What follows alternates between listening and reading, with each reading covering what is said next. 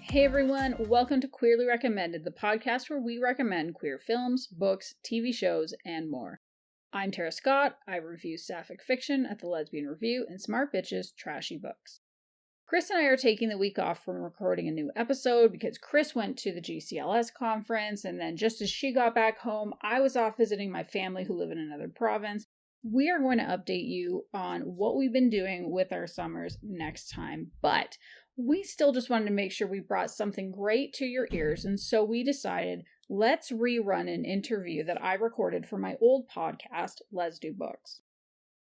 4 years ago, I was lucky enough to interview Ann Bannon, whose lesbian pulp novels saved more lives than we're ever going to know. I've said it a few times, but without Ann Bannon, we don't get the sapphic fiction scene that we have today. Her first book, Odd Girl Out, was the second best-selling original paperback of 1957. And that book saved Katherine v. Forrest's life when she picked it up in a dime store in Detroit. And of course, Katherine v. Forrest then went on to write a number of incredible lesbian books, including Curious Wine, which was the coming out book for many of our favorite lesbian romance authors today. Odd Girl Out was the first of Ann's Beebo Brinker series, which if you haven't read them, I highly recommend. They were all published between 1957 and 1962, but there's like a real immediacy to the characters and their problems that just feels timeless. You can get all 5 of them in an omnibus from Cleis Press for actually like an incredibly reasonable price.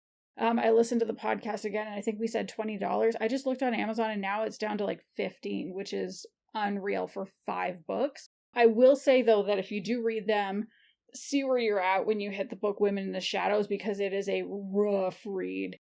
It's really progressive in some ways and talks about interracial marriage and even has, a marriage between a lesbian and a gay man to kind of protect themselves and have a family. But it deals with alcoholism, domestic violence in lesbian relationships, corrective rape, 2 dogs get murdered. It's fucking wild. The rest of the books are a lot easier to read. And they're just excellent. The character work is so brilliant. So like I mentioned, this was recorded 4 years ago, and it was recorded in the summer of 2019. We were 3 years into the Trump administration at that point, which I still find one of the most mind-boggling phrases in the world, but whatever. And our community was very concerned about the harms that Trump was doing to the rights of LGBTQ people across the United States. And for those of us not in the United States, some of us have been really concerned about the knock-on effects that could extend to other countries. And of course, now it's 2023. Things are worse. We've been proven right to be concerned. There's been legislation attacking drag queens and trans affirming care, and the Supreme Court saying it's okay to discriminate against people like us. That's just in the United States. I know in Canada, New Brunswick, we've recently had some real fuckery about trans kids, and, Hungary, it's not good. It's a weird, scary time. And when I was listening back to the episode before recording this intro, I was really struck by Ann's happiness and optimism about the progress for LGBTQ people, including trans people. And I actually wondered if it was a good idea to rerun this episode, just because things feel so dark right now. Even though it's actually one of the episodes of Let's Do Books that I've always been the most proud of, and I just felt so lucky to be able to have a conversation with Ann. But I got to the end, and I asked her what she would say to people who are afraid. And I think we all need to hear her words and take them to heart, because it is scary. We've been here before and we'll do it again. So, pardon. So I hope you'll listen to the whole conversation. Listen to Ann talk about what it was like in the 1950s, because that's where some legislators would really like to take us. And I hope you can also find inspiration in her closing words like I did. Also, if it sounds like we're mid-conversation, that's only because it is. As I usually do when recording an interview, I had been running Ann through the structure of the interview, how everything was going to work. And I gave her an example of a question that I might be asking in the conversation. But what I didn't expect was that she would just take off and start saying the kinds of things that I wanted to have in the episode. And I hadn't even hit record yet. So Luckily, I picked it up on it pretty quickly. I hit record on my side, but that's why it starts sort of with that's why it starts like that. So anyway, now on with the episode. I think when I was first writing, it was hard to think of us as a community. It was hard to have a sense that you were in a like-minded group. You knew it was there. At least you did if you were lucky enough to be in a big city, acquainted with anyone else who shared your feelings. But mostly, I think women who were inclined to identify with other women were isolated. They didn't know how to connect. They didn't know where other people were. And so if you were out in the middle of the country in a small town with very few connections, it was just such a different world. There were no lesbian bars, or very, very few. There were no lesbian bookstores or gay bookstores. So where did you go for information? And one of the things that I think happened as a result of the lesbian pulps that were being written back then was that they could be found anywhere. You could be living in the Midwest, you could be living in an isolated town without any social support and with no other source of information, but you could find those lesbian pulps on the same shelf with the pulp westerns, the science fiction, the cops and robbers, the romance and the fantasy, and there they were. So for the first time, really, it was easy access, and I think it was an initial sense on the part of young women who had otherwise nowhere to go, no one to ask. Even the people you thought could help were about as ignorant as you were. So the lesbian pulps that was why they were so important. And there were gay pulps as well, and they served the same purpose. They weren't quite as visible. And it's hard to say this, but I think it was tougher on the young men than the women, because there was much less sense of acceptance, to the degree there was any at all. But I mean, there was more rejection, let's say, more of a pushback with regard to the men than the women.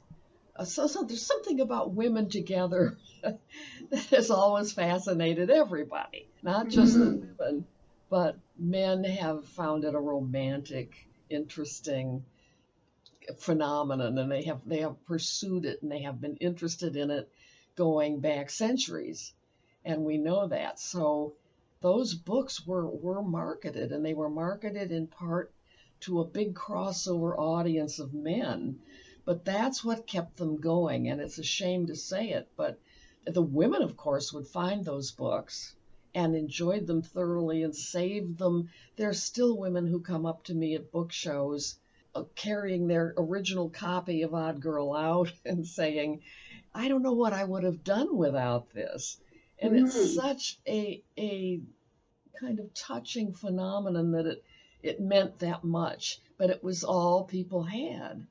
So you can understand why it was significant in their lives. You can also understand why they hid them. I mean, if your mom and dad found out, you would probably be disinherited. You'd certainly be told to leave the family. It really was a scary time. And people, I think today, when you're young and you're full of energy and you see the world opening up to you, and the mainstream society accepting gay people and the gay pride parades and all the wonderful stuff that goes on these days. Cruises, you can go on a cruise with only women or only men. This is just phenomenal. Yeah. And it was just so constrained and dangerous back then. So writing really was an act of determination and stubbornness and courage and hope. There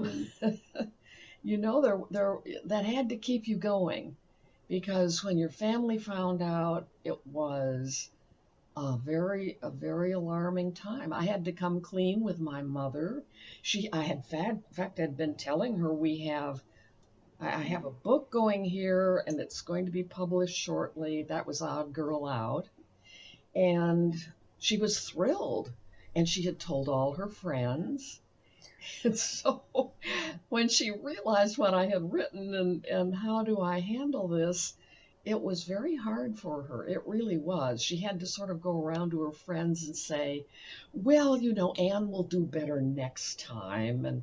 And this isn't quite what we thought it would be. And so it was hard. I think one of the things you wanted me to talk about was how I started. So let me address that a little bit. Sure.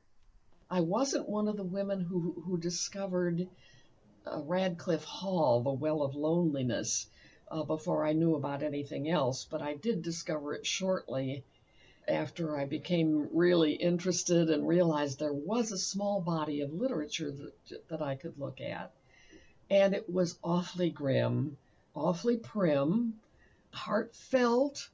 She was an intelligent, educated woman, but it just painted such a dismal picture of how difficult and heartbreaking it would be to come into that world.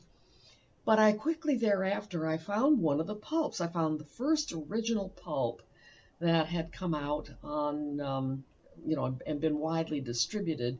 It was called Spring Fire and written by Marijane Meaker under the pen name Vin Packer. And very interesting. It was the first original pulp, lesbian pulp. So I found that on a drugstore shelf, and I got through it. Talk about reading as fast as you can. I got through that one in incredible speed, and actually it gave me some courage. It gave me heart, because even though it had a very grim ending, it was well written. There was a really kind of gripping romance in the middle of it. It was about two young women in college, and I had just come out of that experience. And I found it fascinating that here, I had been in a sorority, so had Marijane Meaker. We had lots of points of shared history and contact. So I found it heartening. I mean, goodness, I'd done everything everybody else did. I'd been to the library. I'd looked for information, and I couldn't really find it. You could get a note from a professor, and you would be allowed into the private collection, or the, not private really, but the restricted collection. And it would be medical books, and it would be delicate historical volumes, but it would also be the gay and lesbian stuff. And it was just too embarrassing. So a book like Marijane's was the sort of beginning of a tidal wave of fascinating information. Some of those books were reprints of hardcover books that had also been very hard to find from the years in the 30s and 40s. But this was after World War II, and it's an interesting time because any period after a great war like that is bound to be a conservative time. A war is succeeded by everyone wanting things to go back to normal, and normal to them always seems like what the world was like before the war. So the 50s was that period for us after World War II. And the guys came home and the young women came home that had been the nurses and support staff. Everybody had learned a lot. I mean, how are you going to keep them down on the farm after they'd been to war? Good Lord. So it was an odd time because everybody tried to return to the traditional roles. The women put their skirts on and put down their riveters, and the guys wanted their wives out in the kitchen making tuna casseroles and having the babies. And so, in that regard, it was a very conservative time. But people couldn't forget who they had been during that time, the freedom, the independence, what they had learned. And you couldn't just pretend that away. And I really think the 50s were a kind of launch pad for the movements that came so shortly thereafter in the 60s. So it started with the great civil rights movement in the early 60s. The women's movement followed shortly after that. The Stonewall Rebellion that everyone's been talking about the past week or so occurred in the late 60s. So it's all that little package following the 50s, which were so conservative and where information was hard to find and everyone was still very closeted and cautious. So you have to remember that we were writing in the 50s and the early 60s, and it was still that difficult, dangerous time. And yet many of us lived to see this revolution in acceptance, in understanding. It isn't complete and it may never be complete, but it's so valuable and so wonderful to see this progress being made. So from the perspective of the 50s, it was almost unimaginable. And it did take another 4 decades, really. But nevertheless, that was where it started, really, for me, was Spring Fire, Marijane's book. And I thought, darn it, if people can write this stuff, I can write it too. I knew I could write. So, I mean, you have to be young, dumb, and determined, and I was. So I sat down. By this time I was married, right out of college, but I wasn't working. And except in the home, I didn't have a paying job. So I got to work on my husband's old Remington, and I churned out the book that eventually was changed, edited into Odd Girl Out, inspired by Spring Fire. It was quite an experience. I mentioned my mother's reaction and other members of my family who were concerned and anxious about me. It was kind of an odd time, but it worked. I had to. I guess I'll keep rambling here unless you want to interrupt. No, this is great. I wanted to get in print, of course. If you write, you don't just want to talk to yourself. You want to talk to other people. So I took my courage in both hands and I wrote to Marijane Meaker and I said, your book was great. I enjoyed it so much. I learned so much. I'm writing a book myself. I didn't think at the time, my God, she probably gets hundreds of letters every month saying, I too am writing a book. No, that didn't occur to me. But she liked my letter, and we began a sort of correspondence. And finally she said, can you get to New York? And at the time, my husband and I were living in Philadelphia, so it was a train ride up there. The only really difficult part of it was getting him to agree. So I assured him that I would be staying at a women's hotel, which made him more cheerful about the whole idea. And I took the train to New York. I went to the women's hotel. And the same evening that I arrived, I got in touch with Marijane. She was expecting me.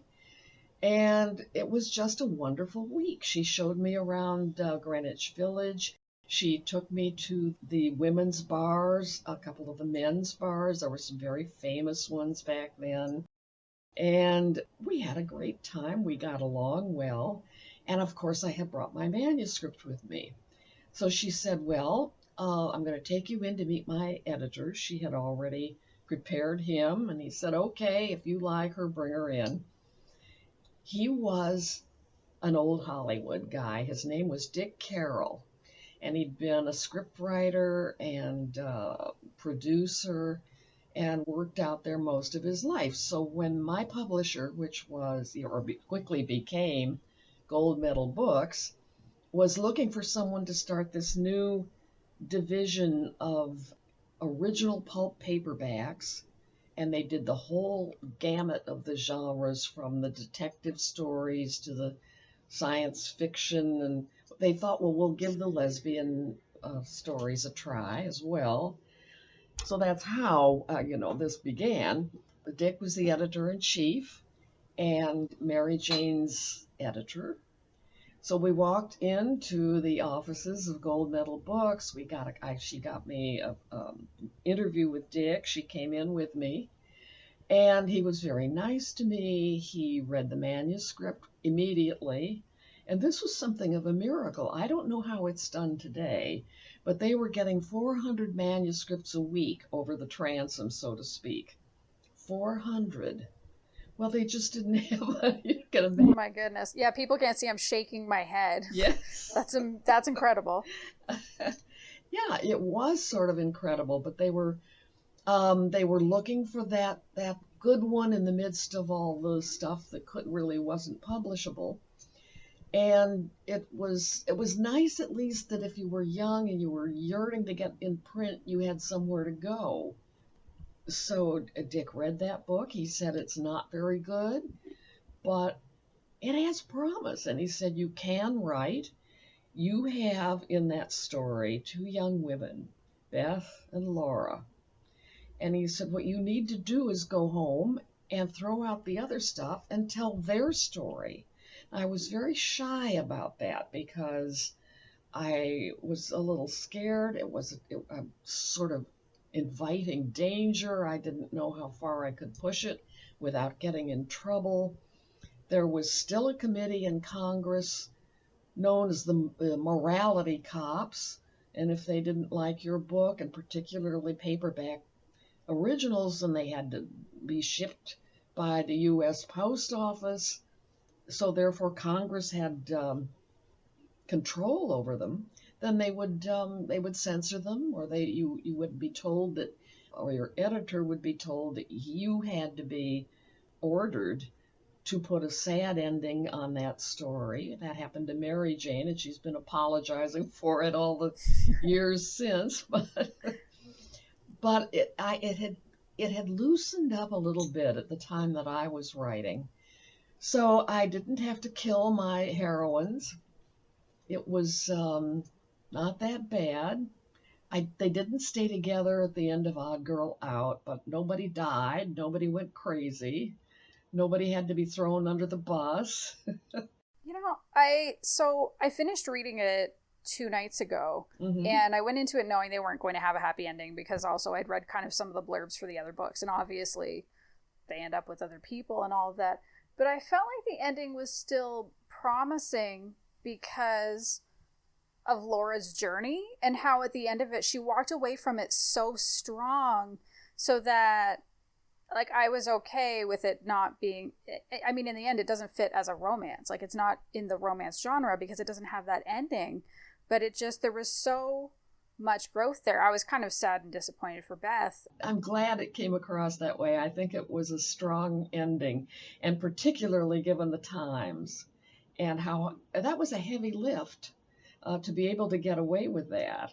So in a way, I was spared some of what Marijane was put through, and a lot of the other women. It was hard going, but I think that's why a lot of readers found their way forward. It was through the old pulps, and particularly the lesbian pulps. It gave them a peek at a better future in a way. And I think it was part of the launch pad for the rights movements of the next decade. I really do. We weren't, we were flying along under the critical radar. We were not the quality books. We had the sleazy covers, which of course made the books sell by the millions and millions, and brought in the crossover audience, which mattered greatly to the success of those books and kept them going. So they had a very important role to play. There wasn't much going on in the movies except stories that condemned homosexuality or that ended badly for everybody. There was TV was mainly comedies and police stories at that time. Everybody was just getting their feet under them. So the other media weren't providing the needed outlet really, and the quality fiction was there was some, not to discount that, but it didn't find the same kind of audience. It really played a role, I think. It actually saved lives. I wanted to ask you about that actually because so we're recording this at the very end of June. So people listening to this will be listening to it in July. And this week I mentioned in our Facebook group, because the Lesbian Review, the site that I review it, has a book club on Facebook. And I mentioned that I was reading it. I do a post every week saying what I'm reading and asking everybody else what they're reading. And I said I was reading Odd Girl Out. And I shared the link to the Omnibus because, I mean, you can get all 5 books for $20. It's pretty amazing. And there were authors and readers who were all commenting that, you know, your books were the first lesbian stories they'd read. And Katherine Forrest, when she was on a previous episode of this show, she said that Odd Girl Out was actually the book that saved her life. So when you were writing these books, did you have any idea that you were doing this, that you were saving lives, that you were kind of creating this legacy? I really can't claim that I did when I wrote Odd Girl Out, but then the mail came in. Then I began to see how urgent that need was and how grateful women were, not just to find my books, but any of them that were being written back then. There were other authors. I think there were a good dozen of us that were doing this, and a lot of them were older than I was. But their books somehow, I don't know, they were equally valuable, I'll just say, but mine got quite an intense response. And I think maybe that's why they're still around. Certainly in terms of the picture they paint of the culture of the times, the social expectations of the times, the way people were living, even the way people dressed and the way they talked, that's all long since outdated. But human nature is the same. Mm-hmm. And I think that's the part that speaks to young people. This is how I felt too. And this is how I still feel when I fall in love. And this is that part, that core of it is true. I don't know how I got that right because I was living between my ears. I had nowhere to go and no way to go anywhere. I did get lucky. We moved out from the East Coast to the West Coast, and we lived near Los Angeles in the suburbs. And I found the Daughters of Bilitis chapter.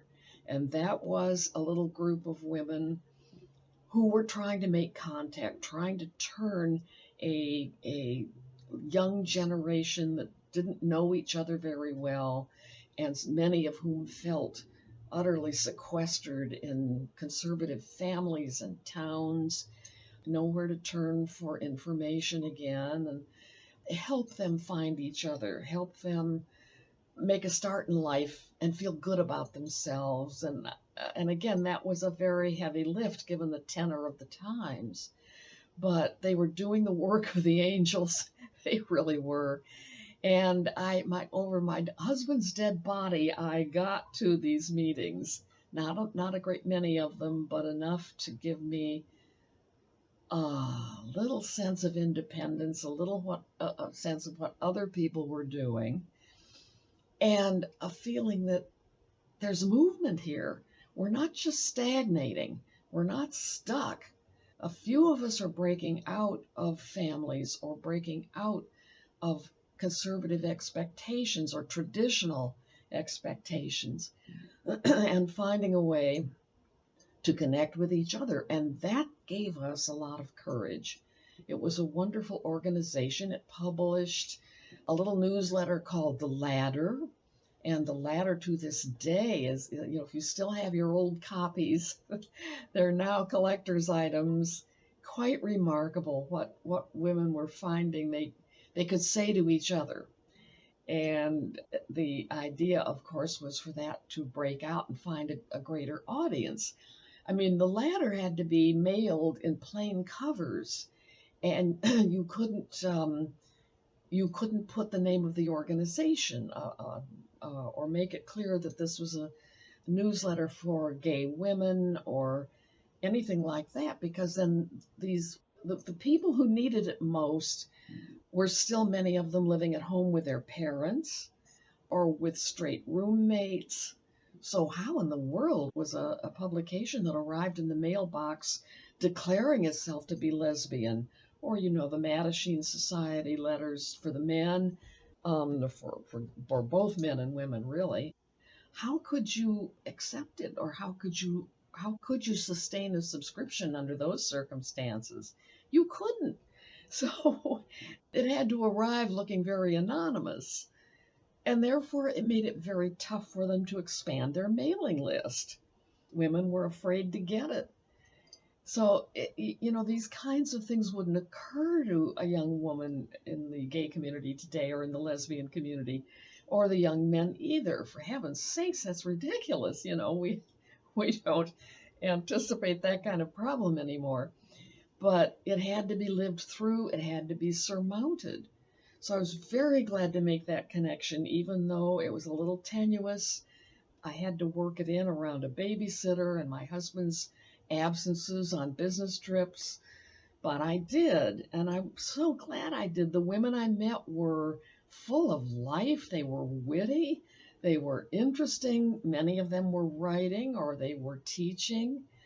And when you realize you're not alone, it's, I think that's what happened with Katherine Forrest. Bless her heart, and I can't say enough about what a wonderful person she is, and a magnificent writer and editor, just a treasured friend after all these years.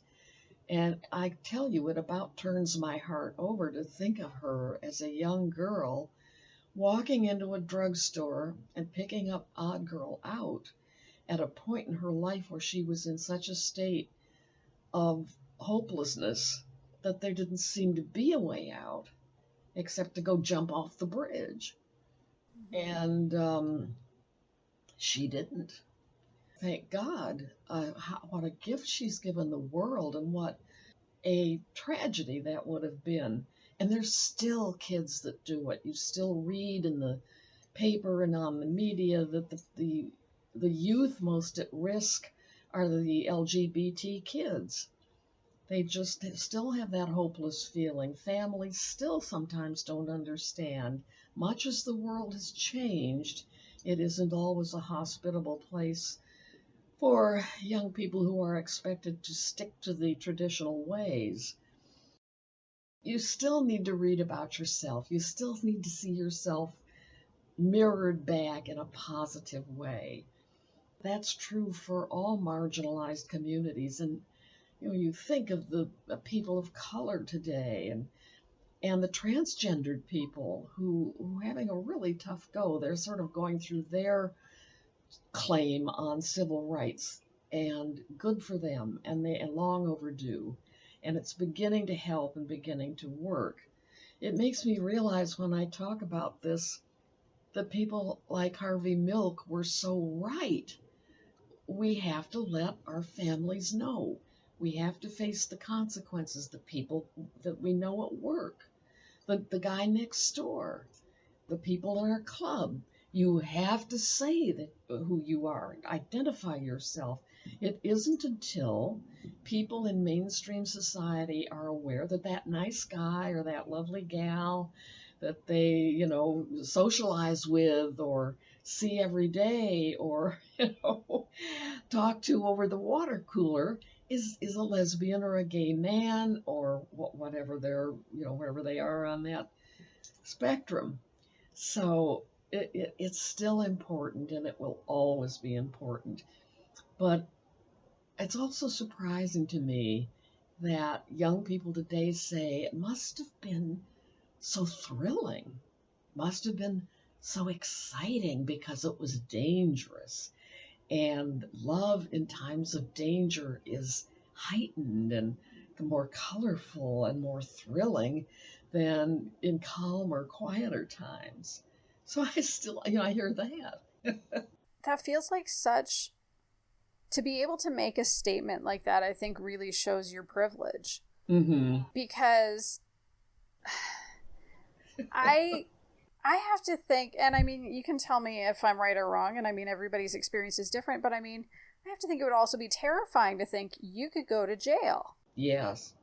Oh, you didn't even have to go, except they would raid the bars, they would take you down to the jailhouse and fingerprint you, and they'd take your name. Then they'd let you go, but then it would be in the paper the next day. They used to print the names of everybody they brought in. And you are right, it could turn into a jail term if it was bad enough and you were caught in flagrante. It was, Yeah, well, and for like people that were married and had kids, like that, not that you'd necessarily, I mean, the state of the marriage aside, but like the idea that you could lose your kids, like that's a lot of risk. Like you could effectively lose your life depending on the people around you. Mm-hmm. So I think unfortunately some people are kind of bored and they like the idea of a little danger in their lives, but at the same time, let's enjoy Yes. some peace. I agree. You have to, again, it's this, when you're young, you have this sort of mindset that you're immortal and that whatever danger you're thrown into, you'll survive it. You'll overcome it. And I think it's that sense of, the kind of thing that draws people into conflict because I can handle it and it's thrilling. And then I'll look back on it and feel I did it. It will give me that sense. And we're all at some point in our lives, we're all young and dumb, and we haven't been there and we don't realize. So that I certainly forgive it.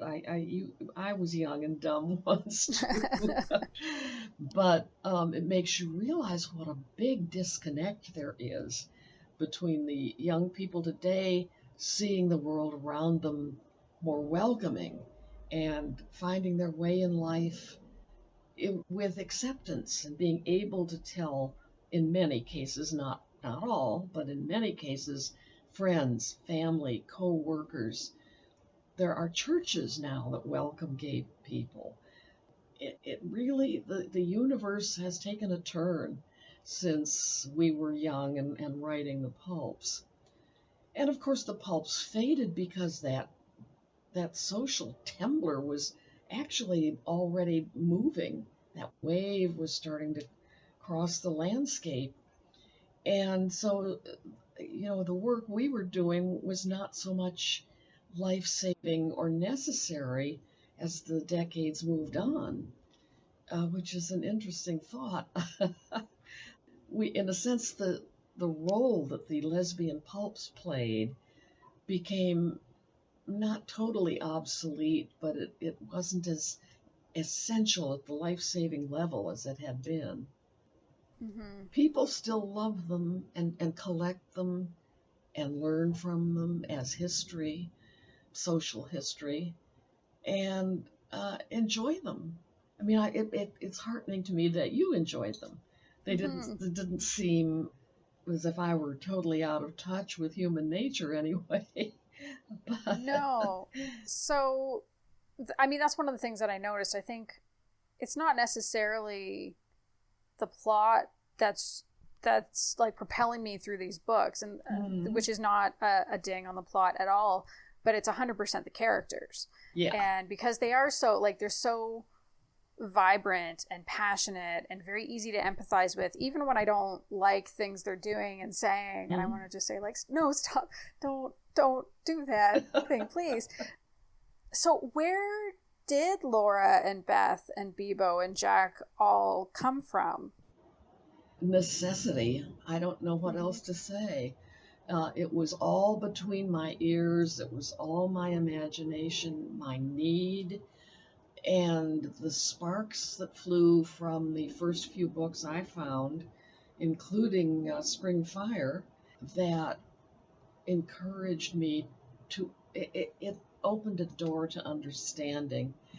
I didn't know how people found each other or how people were living their lives at the same time I was, and finding that they could still laugh about things, they could still get together, that life wasn't totally drab or frightening, and people were somehow doing that. And it made me desperate to get to a big city. We were in Philadelphia, and I used to walk all over the neighborhoods looking for, I knew there was a lesbian bar on a certain street. And I would walk around there during the day until the neighborhood got kind of scary, and I would go home. And I would do this while my husband was at work. It was a quest to find a community. And if you were lucky enough to be in, of course, Greenwich Village or Chicago or San Francisco's Castro or Los Angeles or New Orleans or not Miami, you were very lucky because there was a place there for you, and you could find it if you had the courage to walk in there. It would change your life, but it would change it in good ways. Suddenly you're a member of a group. And it was those groups getting together and supporting each other that formed the foundation of community. And I used to hear from young women saying, now I know what to wear, or now I know where to go that's the closest to me, and I know what life can be like. And that's what I want, that's what I need. So I was writing about this on the basis of a lot of reading of my own. I learned a lot from Marijane Meaker. She introduced me to a lot of other people, and the book sold so well that I was hearing from just remarkable Audre Lorde. I heard from, Lana Turner's daughter. She said that was the first lesbian book I read, was Odd Girl Out, and I literally found it at Schwab's drugstore. Where Lana was supposedly discovered, but actually that wasn't it. But I mean, this kind of thing stays with you. It's amazing. I think you're quite right. I do think my books are character driven rather than plot driven, and I think maybe that's what sustains them. It's kind of remarkable for a paperback original to have a life, a real life. Half a century, 60 years. It was the mid-50s when Odd Girl Out came out. Another thing to keep in mind is that the pulp paperbacks did give a step into the publishing world to a lot of young writers. Gore Vidal wrote pulps. Patricia Highsmith, Marion Zimmer Bradley, Ray Bradbury. I mean, a lot of them were out there in pulp paperback covers. So it wasn't shameful, but it wasn't taken very seriously. And the books were sort of treated like throwaway literature. They would be, you read them on the train on your way to work or on the trolley or the bus, and many of them could be consumed in a few hours and you just throw them away. So the fact that some of them subsist to this day, because what would happen is the publishers would come through and pick up the unsold copies. They'd rip those scandalous covers off. They'd put a big black X across the title page. So they would trash them. They'd repulp them. They'd reuse the paper, or they'd just throw them out. So they're hard to find. If you've got one in good shape, they're worth a lot of money. You look on eBay or A Books is a wonderful place to look for them. And the price on the few that are still around in good condition is kind of astronomical. So I never would have imagined that my books would have a life. It's sort of like your children, you send them out in the world and you cross your fingers. And maybe they're sort of embarrassing, but they're yours. It is like children. And mine, fortunately, are wonderful now. Of course, long since grown women. But So you don't know you don't in a way know what you've done. It was that fan mail, as I mentioned, that gave me a sense that those books were out there making friends and developing their own lives. And it took a while. They all of a sudden there's a whole reprint edition brought out by the New York Times in hard covers. The Times used to have a publishing arm for books. And then the Naiad Press edition came out in the 80s, and quality paperback books, which alas is no more, but they brought out an omnibus edition, which left out one of the stories. I can't remember which one. And then in the early aughts, Cleis Press brought out the edition that's now available. And of course, now they've moved on to ebooks. So you can download them on your tablet or your iPad or whatever you've got. And it's sort of, I mean, the books are out there doing their thing, irrespective of how I feel about it. They've got their own audience. They're making their own friends. It's kind of a wonderful thing. There's been a delightful play based on them called the Beebo Brinker Chronicles that was put on off Broadway, the New York Theater Workshop.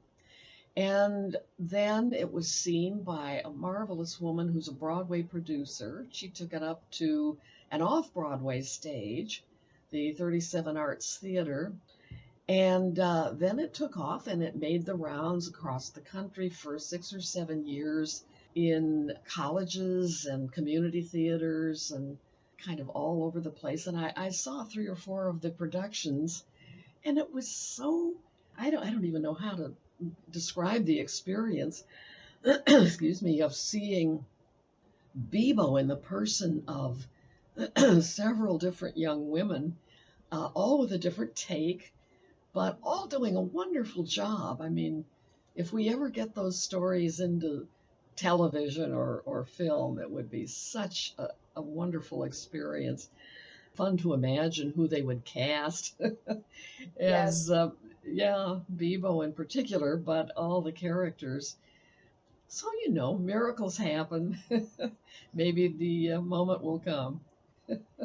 So I'm going to ask a selfish question that I really want to know, and I'm sure other people probably want to know, and you can feel free to decline to answer, but what happened to the characters in the decades that followed? Well, I do have some ideas, and I did write a novel based on that thought. And I followed mainly Beebo because she became the iconic character, and also because she was so much fun to write about. And I didn't like the book.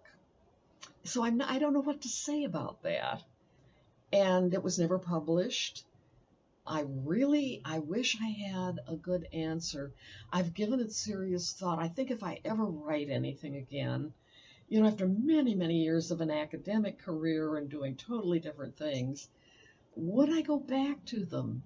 I was so young, and it was all so energizing and vibrant to me. And to go back to them now as women in my age category, I don't know. I might even have to go back to them as they were and pick up the threads from their young years. But I'm not sure. I said what I had to say about them then. People have written sequels and done some interesting creative work with them. I don't know. I think maybe, I just don't know where I would start. I did make an effort. I did write that book, but it was all, except for Beebo, it was different characters. So I'm not sure I would like what I did. I didn't like that one. It wouldn't certainly be that book. I guess I have to say, I thought about it, but when I felt energized to do it, I was working full time. Then I retired, and I've been traveling for about 15 years, lecturing around the country and talking to people all over, which has been a great pleasure and a lot of fun. But I think maybe I said what I could. about a kind of harsh and difficult time. And if one of the things I hope I did was show how that people could still have fun, that people could still connect, that people didn't lose in the midst of a challenging life. They didn't lose their sense of humor or their ability to love open-heartedly. That those are the things that make life worthwhile. And if you don't feel you have that, what have you got? I mean, I understand why people think there's nowhere to go except off the bridge. That's why I think our media are important. I mean, what you're doing, your podcasts, the books that are now being written that are so much freer and more expressive of real life. I really don't know, what more to say that I've been part of and felt so intensely about. Not to say that life has petered out either. I mean, Yeah. it's wonderful to still be here. It's a funny sort of feeling when the world rediscovers you and it comes around to take another look. And that's kind of what happened to me. I'm grateful for that and met some wonderful young people.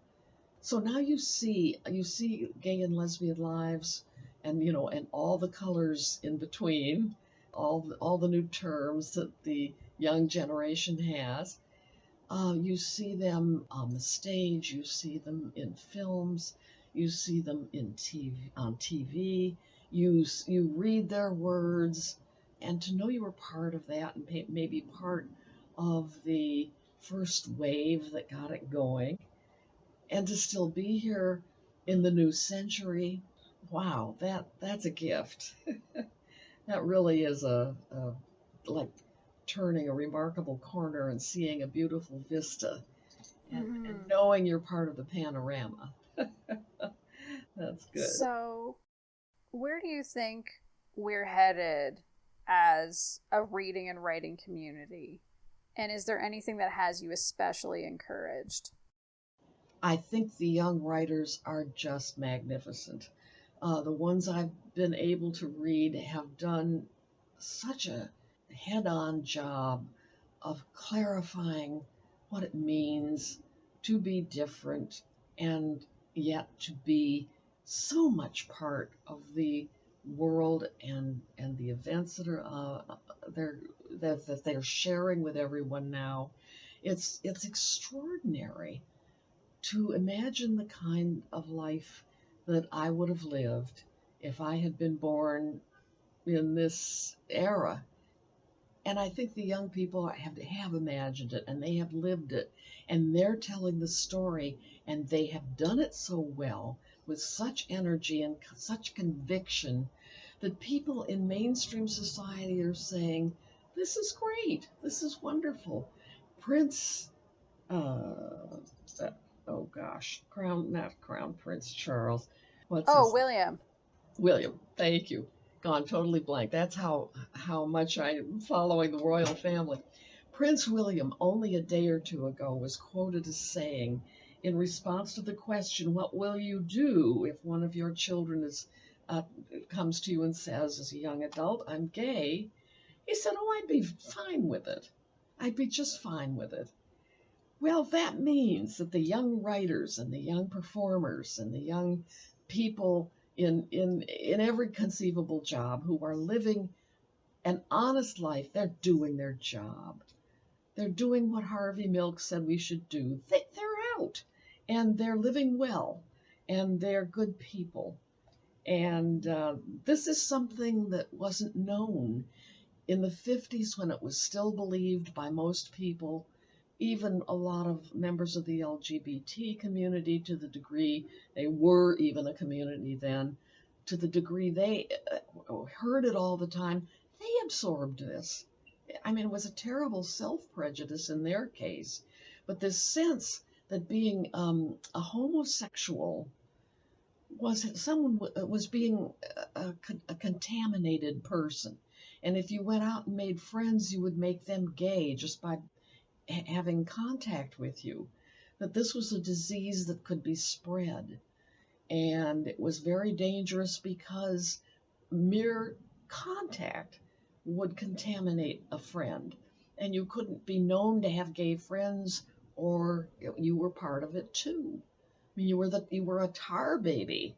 No one could escape it. It was that awful feeling that your identity had to be crushed or no one could come near you.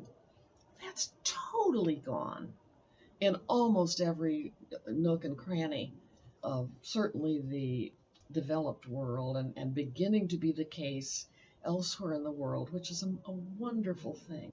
That young people there are going through what we went through decades ago, and having to face it with no assurance that they'll come through it intact, or that their lives will be spared, or that they'll be able to make a positive contribution, but they will. I know they will. Life can be lived. There's this wonderful new surge where everyone is making little film clips saying, "It gets better." And that was a great campaign, I think, and was very helpful. So those kinds of things, I mean, my gosh, you can't believe what has been accomplished in recent years. So that gives me hope, and the literature is in particular, because it's so well done, and it's so forthcoming, and it's so insightful. And I think that's what has been needed, that maybe we couldn't do to the degree we thought we could or tried to. Mm-hmm. Some people, so I'm in Canada, and I see a lot of people in the LGBT community have been increasingly discouraged by things that have been happening in the last few years since your last federal election, and with some of the things that are happening at the state level as well. But I've also seen, some elders in the community who've said, we've done this before. We can do this again. Mm-hmm. Do you have anything that you would say to, some of those people who are discouraged or depressed, who are finding like their mental health is being impacted by what's happening? Well, I would echo what you just said. We did it before. We can do it again if we must. But I don't think we'll be starting from ground zero. Not at all. Having seen these decades roll by, and having seen how people have soldiered through some of the toughest challenges that could be thrown at them, going all the way from the days of Frank Kameny and Barbara Giddings, where you had to wear a suit and tie and a skirt and nylon stockings to be seen in public and to declare yourself, to the first pride parades after Stonewall, to the AIDS epidemic, to Will and Grace, comedies with wonderful, likable people on television, to where we are now with elected officials running cities, serving in state legislatures and in Congress, running for president. I can't be hopeless. I know if you've been there and you're tired and you see some slippage, it's difficult to think to yourself, oh no, here we go again, for God's sakes. If you don't learn your history, you're condemned to repeat it. I get that. But boy, I know my history, and I don't feel hopeless, and I don't think we're condemned to repeat it. You can't go back from this. We're climbing the mountain, and we've got a whole new perspective, and what we should be doing, if we look back at all, should be to look back with pride at what's been achieved, and not to despair when there's a step or two back. No great movement ever went straight forward in a smooth way. It's just seeing the large picture that makes you realize how much progress is being made, even in those moments when you think you've lost it, or you're tired out and you've been through a big campaign and you didn't win, or it didn't go the way you thought it would or should. The next day you get up and you do it again, and you do it better, and you get a new idea. You just have to think that way. And it was that kind of forward, don't give it up thinking mean, if you wanted to step back and hand it to the young people coming along or take a break, okay. But come back to it, it's a wonderful, oh gosh, I don't know what to call it. It's a project. It's a lifetime project. And then you have something to be proud of that you hand off to the next generation. Because they're going to slip too, and then they'll have to find their step again. Absolutely. I think that is all for this episode. Where can people find you online if they want to connect with you? I have a website, annbannon.com, and they can also use it to write to me. I have to admit, I haven't been updating it lately, but that's okay. What's there is fun, and they can read about the books, and I think it comes up to about 2014 or 15, somewhere in there. But I maintain it, and I love to hear from people. So if anyone would like to write to me, they can do it through the website. And I can attest that you do write back. I do write back. That's true. So yeah, that's all. Thank you so much for joining me. It was a great pleasure, Tara. I'm glad you got in touch. Of course, I must also thank Katherine Forrest for suggesting that. It was very kind of her. And hi, Kathy. It's true. I asked her after we recorded the podcast late last year, I said, is there anyone else that you think I should talk to? And you were the one name that she said, you must talk to Ann Bannon. So I also will be sending a note to thank her. That is all for this episode.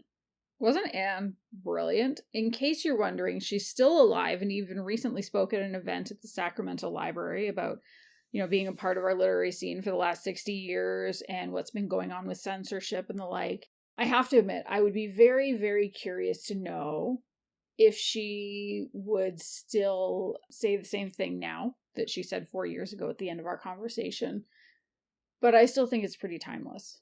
I think she's right. We got to keep fighting and doing it the way we can. Whether it's, writing to our local elected officials, definitely make sure you show up and vote wherever and however you can. And for now, let's just keep fighting for our visibility, keep engaging in our literature, keep supporting each other, donating to mutual aid funds, all those kinds of things. If you've enjoyed this show, please make sure that you subscribe wherever you listen to podcasts. You'll get notified whenever Kris and I release an episode. If you have a friend that you think would like Queerly Recommended and needs all the queer media recommendations they can handle in their life, please make sure you tell them about it. If you would like to support us, we have links in our show notes to our coffee and our newsletter sign up. Or if you want to connect with us on all your favorite social media sites, we have links in the show notes for that too. Or you can search for Queerly Recommended on Instagram, Facebook, Tumblr, TikTok, and Twitter. Or you can email us at podcast@queerlyrecommended.com. Goodbye, everybody.